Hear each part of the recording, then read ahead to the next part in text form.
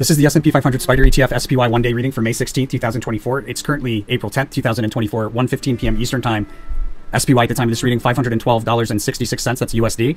And the shuffle video for the May 16th reading was created on March 10th, 2024 at 7:26 p.m. Eastern Time. That's the video playing for you in the lower left corner.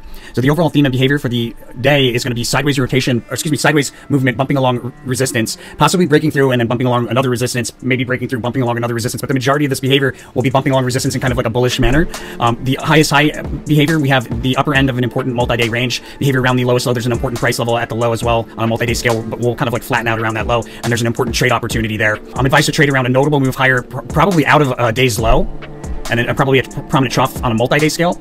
But before we get into any more detail, talk about the trades that we see and the highs and the lows, I just want to make sure everybody's aware. The whole purpose of the channel is to transmute some of the competitive energy of the stock market into goodwill. We do that by following the rule of karma for the channel. You go to the resources tab of our website, Tarot for Traders, and 5% of the profits from every profitable trade utilizing this information should be donated forward to one of these charities, or pick a charity of your choosing as long as you're paying 5% forward, and then 5% should be sent back to the channel through one of these links. If you're international, you can use Wise or you can use YouTube tips, and that leaves you at 90%. Make sure to spend that 90% out of love. As long as you follow those rules, you follow the rule of karma for the channel, the universe considers you an angel investor. It's going to send it back to you tenfold for following through. Blessings to all my angel investors. Let's get back into it.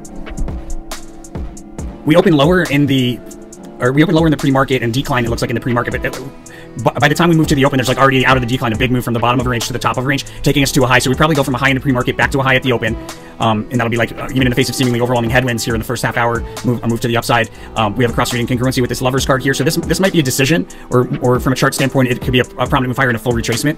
We do that bumping along resistance there between 10 and 12, and from that resistance we should break down with consecutively lower spikes up on the way down into a trough a little bit before 12 o'clock. I'm advised to be cautious in that mid part of the day between 12 and 1. We have some sort of tricky chart behavior. Usually you'll see like a whipsaw or like multiple false tops or bottoms, something like that. But we do some sideways rotation here, and the sideways rotation, within that sideways rotation, there's a sharp drop that'll stand out. We revisit a support level that was recently a past opportunity, but there's also a high in here, probably closer to, not so much in the 1 to 2 o'clock hour, but probably more so in the 2 to 3 o'clock hour after a notable move higher, reaching for distant resistance, i.e. not the nearest resistance, but at least one further than that. But we do have a sideways S formation within a channel in the last hour. That's a decline, then an incline, then a decline, from a resistance to support back and forth, right?